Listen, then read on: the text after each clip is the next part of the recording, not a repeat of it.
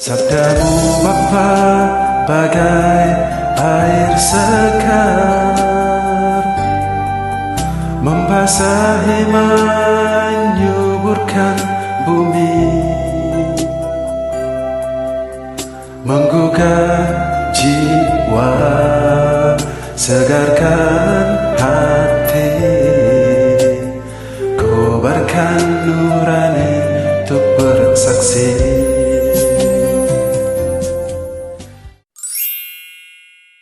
Inilah Injil Yesus Kristus menurut Yohanes bab 6 ayat 24 sampai 35. Di seberang Danau Galilea, ketika orang banyak melihat bahwa Yesus tidak ada di situ dan murid-muridnya juga tidak, mereka naik ke perahu-perahu itu lalu berangkat ke Kapernaum untuk mencari Yesus. Ketika orang banyak menemukan Yesus di seberang laut itu, mereka berkata kepadanya, "Rabi, bila mana engkau tiba di sini?" Yesus menjawab mereka, "Aku berkata kepadamu, sesungguhnya kamu mencari aku bukan karena kamu telah melihat tanda-tanda, melainkan karena kamu telah makan roti itu dan kamu kenyang. Bekerjalah bukan untuk makanan yang akan dapat binasa, melainkan untuk makanan yang bertahan sampai kepada hidup yang kekal, yang akan diberikan Anak Manusia kepadamu. Sebab dialah yang disahkan oleh Bapa Allah dengan meterainya." Lalu kata mereka kepadanya, "Apakah yang harus kami perbuat supaya kami mengerjakan pekerjaan yang dikehendaki Allah?" Jawab Yesus kepada mereka, "Inilah pekerjaan yang dikehendaki Allah, yaitu hendaklah kamu percaya kepada Dia yang telah diutus oleh Allah." Maka kata mereka kepadanya, "Tanda apakah yang engkau perbuat supaya dapat kami melihatnya dan percaya kepadamu? Pekerjaan apakah yang engkau lakukan? Nenek moyang kami telah makan manna di padang gurun, seperti ada tertulis, mereka diberinya makan roti dari surga."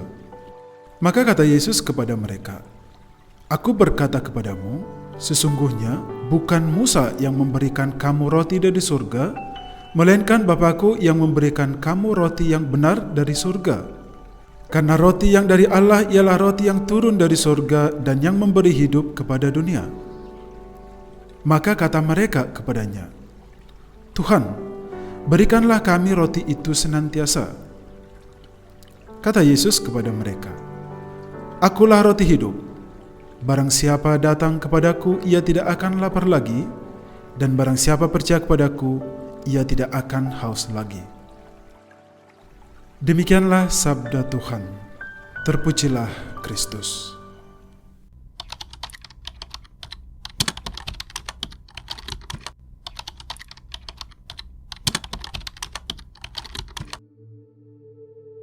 Sahabat Santo Paulus, ada begitu banyak motivasi seseorang untuk datang kepada Tuhan.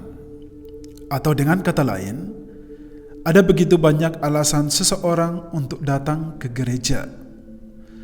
Alasan yang paling utama adalah seseorang ingin menghormati hari Tuhan sebagai pemenuhan dari salah satu perintah Allah dan perintah gereja, yaitu menghormati hari Sabat atau hari Minggu. Alasan berikut adalah seseorang ingin bersyukur kepada Tuhan atas berkat yang diperolehnya. Ini bisa berupa syukur atas hari ulang tahun kelahiran, hari ulang tahun perkawinan, syukur atas rezeki, syukur karena sukses dalam pekerjaan dan studi, dan lain sebagainya. Dan alasan yang paling sering mengapa manusia datang ke gereja adalah untuk meminta sesuatu kepada Tuhan. Minta rezeki, minta kesehatan, minta keturunan, minta pekerjaan tetapi pekerjaan yang enak, minta jodoh tetapi jodoh yang Katolik. Sehingga begitu banyak orang datang kepada Tuhan untuk meminta sesuatu tetapi ada SK-nya, ada syarat dan ketentuan yang berlaku. Ya, seperti contoh tadi, seorang berdoa kepada Tuhan, "Tuhan, tolong berikan aku jodoh, tetapi jodoh yang Katolik." Nah, mencari Tuhan atau datang kepada Tuhan karena kebutuhan lahiriah semata-mata bukanlah suatu tindakan yang dikehendaki oleh Tuhan dari kita. Dalam arti, Kalau kita datang kepada Tuhan hanya untuk meminta rezeki semata-mata, itu sangat salah. Tuhan tidak menghendaki sikap seperti itu dari kita. Sahabat Santo Paulus, dalam bacaan Injil yang saya bacakan tadi dikisahkan bahwa banyak orang datang kepada Yesus karena membutuhkan sesuatu dan Yesus mengkritik sikap mereka itu. Injil ini adalah lanjutan dari kisah saat di mana Yesus mengadakan mukjizat penggandaan roti yang membuat ribuan orang yang dulunya kelaparan menjadi kenyang. Setelah mereka kenyang, mereka mencari-cari Yesus. Setelah kejadian itu mereka datang terus mencari Yesus. Tetapi Yesus tahu apa motivasi mereka mencari Dia. Sehingga Yesus berkata kepada mereka, "Kamu mencari aku bukan karena kamu telah melihat tanda-tanda, tetapi melainkan karena kamu telah makan roti itu dan kamu kenyang. Bekerjalah bukan untuk makanan yang akan dapat binasa, melainkan untuk makanan yang bertahan sampai kepada hidup yang kekal, yang akan diberikan Anak Manusia kepadamu, sebab Dialah yang disahkan oleh Bapa Allah dengan meterainya." Dengan berkata seperti itu, Yesus mengingatkan orang banyak itu agar mereka tidak hanya sibuk mencari kebutuhan jasmania saja, tetapi juga harus sibuk mencari kebutuhan jiwa.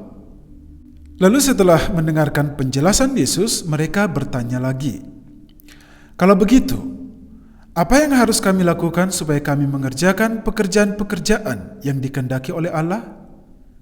Yesus menjawab mereka, "Pekerjaan yang dikehendaki oleh Allah ialah, hendaklah kamu percaya kepada Dia yang telah diutus oleh Allah."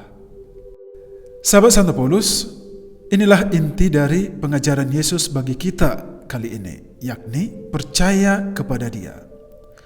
Percaya bahwa Dia akan bertindak. Percaya bahwa Yesus akan memberikan jalan kepada kita. Percaya bahwa Yesus akan menyelamatkan kita suatu saat.